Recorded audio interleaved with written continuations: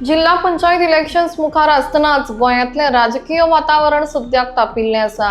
दोन मुखेल कॉन्ट्रोवर्सीचेर चर्चेत आसात त्यो म्हळ्यार समाजीक कार्यकर्ता रामा काणकोणकर हांकां जाल्ली मारहाण आनी पुजा नायक हांचे कडेन जोडिल्ले कॅश फॉर जॉब स्कॅम प्रकरण।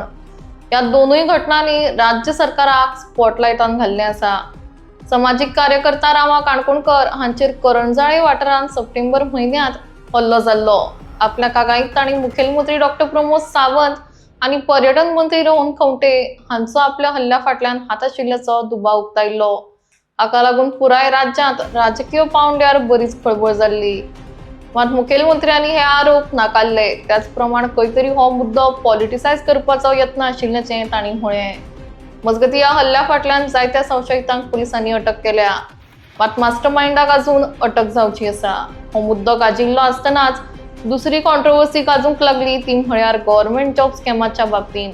पुजा नायक जी कॅश फॉर जॉब स्कॅम प्रकरणात मुखेल संशयित आशिल्ली तांणी 24 वरांचो अल्टिमेटम दिला। ह्या प्रकरणात भागीदारी आशिल्ल्याचो आरोप आशिल्ल्या मंत्री आनी हेर अधिकाऱ्यांची नांवां उघड करपाक।